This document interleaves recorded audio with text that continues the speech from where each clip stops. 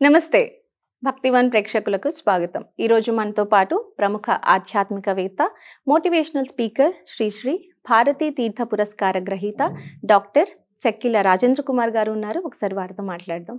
నమస్తే సార్. నమస్తే అమ్మా. ఎలా ఉన్నారు సార్? బాగున్నా, మీరు ఎలా ఉన్నారు? నేను చాలా బాగున్నాను సార్. స్వామి, మనకి రామాయణంలో రాముల వారు, సీతమ్మ, హనుమంతుల వారు ముందుగా గుర్తొచ్చే వాళ్ళు ముందుగా చెప్పుకోవాలంటే, మరి అటువంటిది హనుమంతుల వారు సీతామాతని నమ్మడానికి ఏదో కొన్ని ఆధారాలు ఉంటూ ఉంటాయి కదా, వాటిలో ఏమన్నా రెండు ఈ తరంలో మన ప్రేక్షకులకి ఏమన్నా చెప్పగలరా? ఇంతకుముందు మీరు అన్నట్టు రామాయణం అనగానే రామచంద్రమూర్తి, సీతమ్మ తల్లి, హనుమ అంటున్నారు. లక్ష్మణుడిని మర్చిపోకూడదు. అవును. లక్ష్మణుడు కూడా తన జీవితాన్ని అంతా కూడా త్యాగం చేసి అన్నసేవలో ఉన్నాడు. అంతేకాకుండా రామాయణంలో ఒకరిని మర్చిపోయి ఒకరిని గుర్తుపెట్టుకోవాలని లేదు. ప్రతి వ్యక్తి, ఎందుకంటే వ్యక్తి అని ఎందుకంటున్నా అంటే అది కథ కాదు, నిజంగా జరిగింది. ఇతిహాసం ఇది నవల అనుకోండి, లేదా ఎవరో కథ రాశారంటే పాత్రలు అంటారు. ఇతిహాసం నిజంగా జరిగింది. ఆ వ్యక్తుల నుంచి మనం ప్రతి వ్యక్తి నుంచి నేర్చుకోవచ్చు. ఒక్కరి నుంచి కాదు, అందరితోటి మనం నేర్చుకోవచ్చు.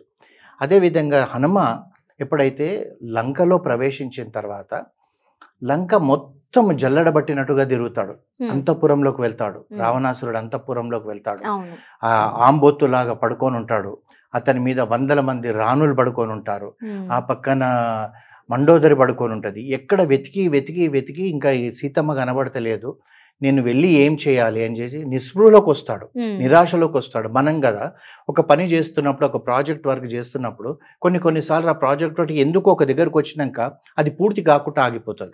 అప్పుడు మనం కూడా ఏం చేయాలి, ఇంత కష్టపడ్డామే, ఇక్కడ వరకు వచ్చామే, ఇది పూర్తి అయితే లేదు అనుకున్న సమయంలో హనుమ కూడా ఆత్మహత్య చేసుకుంటా అనుకుంటాడు. మనమే కాదు, అతను కూడా. ఇంకా నేను వెళ్ళి నా మొహం ఏం చూపెట్టాలి, నా రాజు సుగ్రీవుడికి, రామచంద్రమూర్తికి సీతమ్మ కనబడలేదని ఎలా చెప్పాలి, నేను చెప్తే రాముడు గుండె బరిగిపోయి చనిపోతాడేమో, ఇట్లాంటి ఆలోచనలు అన్నీ వస్తాయి. వచ్చి ఒకసారి ఏమనుకుంటాడంటే, అంత వెతికినా ఇక్కడ ఏదో వనం ఉంది, ఈ వనంలోకి పోయి వెతుకుతాను అని చెప్పి అప్పుడు అశోకవనంలోకి వెళ్తాడు.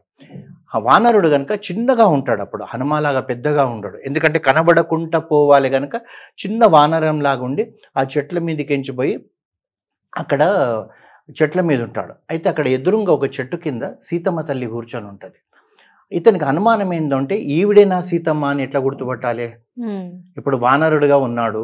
అయితే ఇలా ఆలోచిస్తున్న సమయంలో ఏమవుతుందంటే, రావణాసురుడు వస్తాడు. బ్రహ్మముహూర్తంలో 4:30కు వాడికి లేచిన వెంటనే సీతమ్మ తల్లి గుర్తొస్తుంది. కామంతో సీతమ్మ తల్లిని పొందాలన్న దీంతో ఆ వనంలోకి వస్తాడు. వచ్చి సీతమ్మ తల్లిని అనరాని మాటలు అంటుంటాడు. రకరకాలుగా వర్ణించడము, అనడము, ఆ సన్యాసి చనిపోయి ఉంటాడు, నువ్వు నన్ను పొందు, ఇట్లాంటి ఏవో చెప్తుంటాడు. హనుమ పైన ఉండి విని అప్పుడు అర్థమవుతుంది ఈవిడే సీతమ్మ తల్లి అని. మళ్ళీ రావణాసురుడు వెళ్ళిపోయిన తర్వాత ఇప్పుడు సీతమ్మ తల్లికి ఎలా వెళ్ళి చెప్పాలి? ఇప్పుడు వానరుడుగా పోతే సీతమ్మ తల్లి రావణాసురుడు ఏదో మాయ రూపంలో వచ్చి అడుగుతున్నాడేమన్నా భయపడుతుందేమో, ఏ విధంగా చేయాలి అని అప్పుడు ఏం చేస్తాడంటే, ఆ చెట్టు మీద కూర్చొని, ఆ చెట్టు మీద నుంచి సీతమ్మ తల్లి ఉన్న దాని చెట్టు పైన కూర్చొని ఏం చేస్తాడంటే, మానవ భాషలో సీతమ్మ తల్లికి అర్థమయ్యేటట్టుగా రామకథ మొత్తం చెప్తాడు. అయోధ్యను పాలించే దశరథ మహారాజు ఉండేవాడు. అతనికి 4 కుమారులు. ఆ కుమారులకు జనక మహారాజు కూతురుతోటి రాముడికి వివాహమైంది. తర్వాత ఉర్మిళతో లక్ష్మణుడికి అయింది. ఇట్లా అన్నీ చెప్తూ తండ్రి మాట కొరకు అడవిలోకి వచ్చిండు రాముడు. అడవిలోకి వచ్చిన రాముడికి మాయ జింక రూపంలో వచ్చి మారీచుడు రాముడిని దూరం తీసుకుపోయేటప్పటికీ రావణాసురుడు సీతమ్మ తల్లిని తీసుకొచ్చి లంకలో బంధించాడు. రాముడు సీతమ్మ కొరకు వెతుకుతూ వానరరాజు అయిన సుగ్రీవుడితో స్నేహం చేశాడు.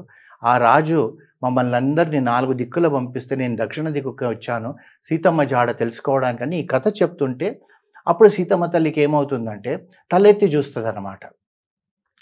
తలెత్తి చూసేటప్పటికి ఇదేంటిది, వానరం కనబడుతుంది. అయితే అప్పుడు ఇప్పుడు కూడా మనకు స్వప్నంలో వచ్చే శాస్త్రాలు ఉంటాయి, పుట్టుమచ్చలతో శాస్త్రాలు ఉంటాయి. స్వప్నంలో ఇది వచ్చింది. ఆ విధంగా స్వప్నంలో వానరం కనబడకూడదు కదా అనుకుంటుంది. అంటే సీతమ్మ తల్లికి ఆ నిద్రపోతున్నానా, మేలుకుంటున్నానా, రాత్రి పగలు ఏం తెలియదు, ఈ దుర్మార్గుడు ఇక్కడ తీసుకొని పెట్టాడని చెప్పి. అయితే మళ్ళీ అనుకుంటుంది, నేను నిద్రపోతే కదా స్వప్నం వస్తుంది, నిద్రపోతలేను, నిద్రపోనప్పుడు మనము వానరాన్ని చూస్తే శుభం. అయితే వానరం కనబడ్డదని చెప్పి అనుకుంటుంది అనమాట. అనుకునేటప్పటికి సీతమ్మ తల్లి పైకి చూస్తుంటే ఎవరు నువ్వు అనేటప్పటికి అతను కిందికి దిగుతాడు.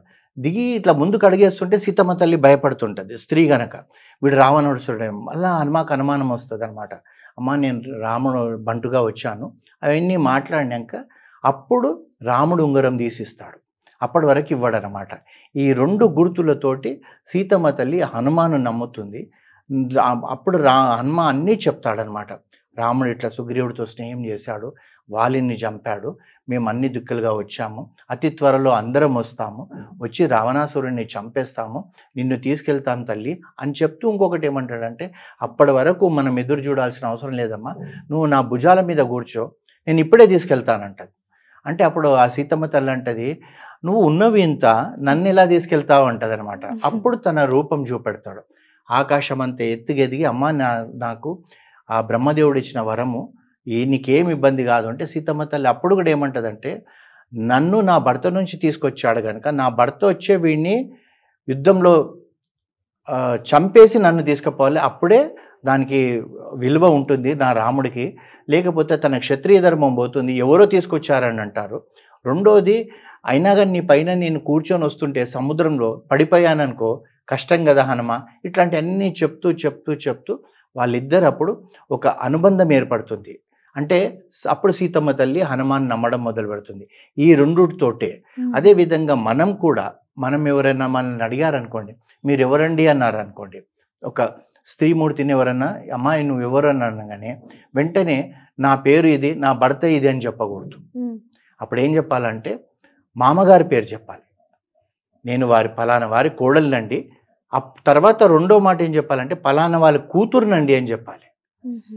ఇప్పుడు ఒక స్త్రీ ఉందండి, భర్త మంచి పెద్ద పొజిషన్లో ఉన్నాడు, ఐఏఎస్ ఆఫీసర్, అమ్మ నువ్వు ఎవరు అంటే పలానా కలెక్టర్ భార్యనండి అని చెప్పకూడదు.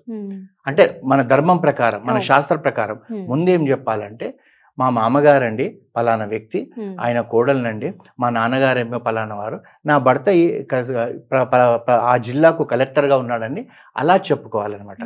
అది స్త్రీ ధర్మం. ఆ విధంగా మనం ఇప్పుడు ఏంటిది ఇక్కడ మనం నేర్చుకుంది ఏంటిది, హనుమ వెంటనే వెళ్ళి ఉంగరం ఇయ్యలేవు, ముందు రామకథ చెప్పాడు ఆవిడకి నమ్మకం కుదరడానికి, తర్వాత ఉంగరం ఇచ్చాడు.